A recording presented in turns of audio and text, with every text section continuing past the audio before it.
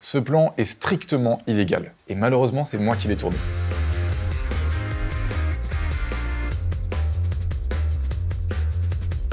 Bienvenue dans Derrière la caméra, le format qui met la lumière sur les réalisations de 360 Prod. En novembre 2023, on a été filmer mon meilleur pote Martin Raton, pilote de karting sur la piste de Salbris dans le Loir-et-Cher. En amont, j'ai envoyé des mails et appelé le propriétaire de la piste pour m'assurer de pouvoir faire voler le drone FPV le jour J. Et pour vous dire, j'ai même checké le règlement de la FFSA, demandé l'avis au pilote, et bien évidemment, j'ai jeté un coup d'œil à la carte des drones en France pour m'assurer que la piste n'était pas dans une zone involable. Tout était parfait, j'ai pu mettre mon gilet jaune, avoir l'accès à la piste et faire tous ces plans de dingue.